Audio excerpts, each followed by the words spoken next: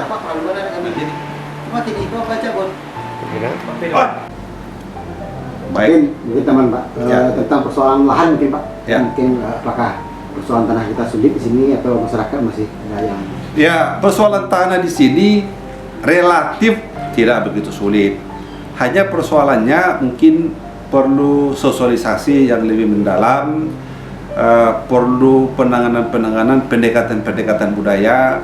Kalau kita memakai pendekatan hukum positif, mungkin mengalami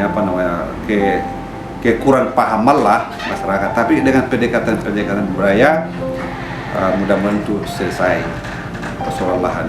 Seperti kek ini kan sudah dibebaskan lahan masyarakat, ada 2.600 hektar kan, walaupun sekarang baru selesai lebih kurang 800, tapi itu kan menjadi modal kita untuk mengembangkan itu. Kita membangun Trans Mentawai ini juga hampir tidak ada masalah-masalah yang tidak terlalu berarti lah, masyarakat mendukung. Sekarang Bapak coba lihat dari sini pergi ke Soban, udah bisa naik sepeda naik mobil, dulu udah bisa. Jembatan saya bawa Bapak Wakil Gubernur kemarin, tercengang-cengang mereka, wah ini luar biasa. Karena Bapak bisa naik mobil 80 km per jam, kencang sampai ke sana. Itulah yang kita berharap. Pendidikan, ya, waktu saya menjadi bupati pertama, itu SMP itu hanya 6, kalau nggak salah, 6. Sekarang SMP ada 23, ya. SMA itu 4, sekarang SMA 15.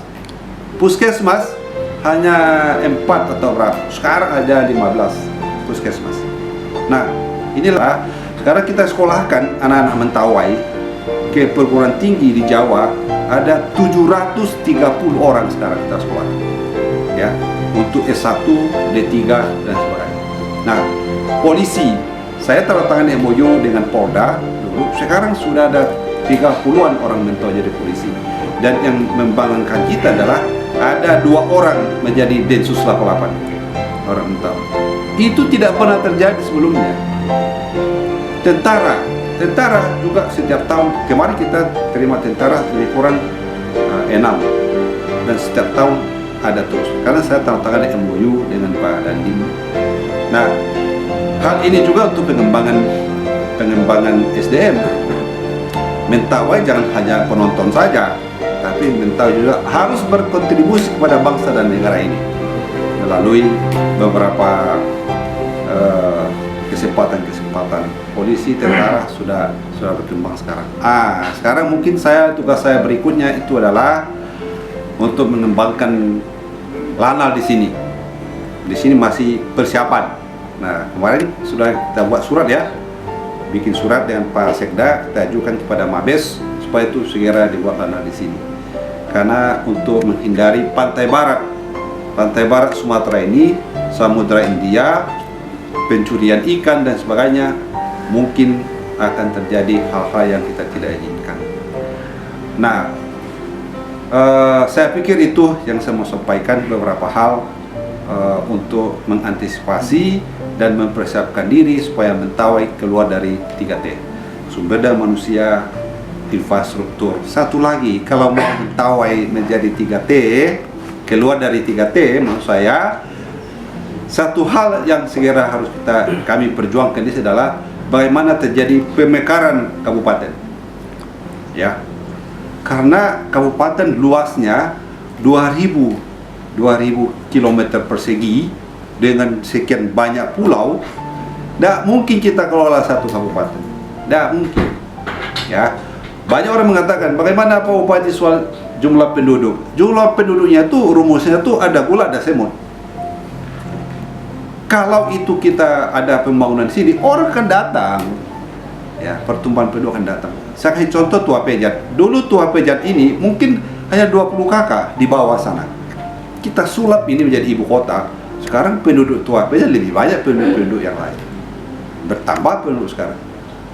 Nah, jadi pemekaran besok tentu kami akan berjuang dari sisi politis, dari sisi teknis. Makanya kita persiapkan sumber daya manusia, kita persiapkan infrastruktur, untuk mempersiapkan diri ke depan.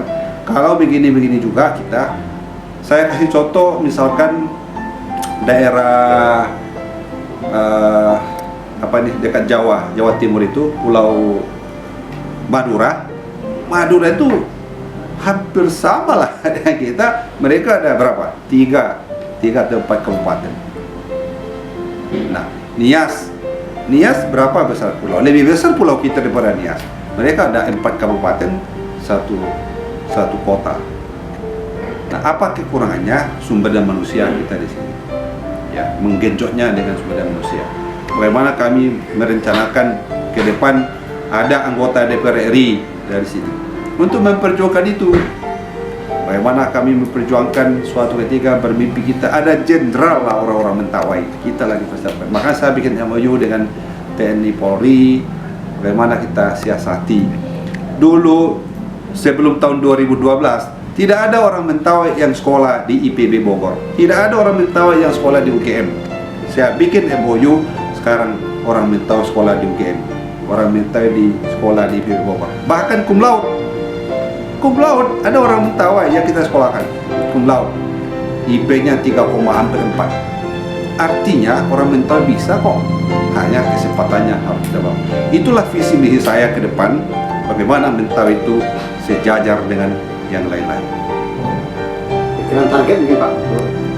Ya? Targetnya, keluar kapan tahunnya Pak?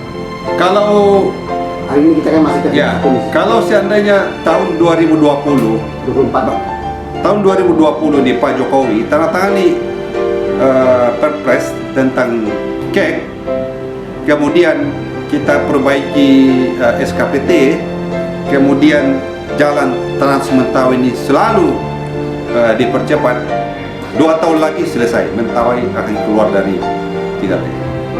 Ya, itu kuncinya dari sana, dan tentu juga kita berharap pembangunan pemerintahan Provinsi Sumatera Barat tetap mendukung kita, menggenjot kita, mendampingi kita. Sekarang pemerintahan Pak IP dan Pak Nasrul Habib, kita sangat berterima kasih, dukungan terus. Apalagi Pak Wakil Bupati kan sering datang ke sini, Pak Wakil Gubernur hampir tiap bulan datang ke sini mendukung kita, memberikan dan sebagainya. Saya tidak bermaksud apa-apa, tapi saya ngomong real lah gitu ya. Bukan tentu sebagai pemerintah tentu kita berterima kasih untuk memberikan dukungan moral, memberikan dukungan rapat-rapat kegiatan percepatan pembangunan. Ya.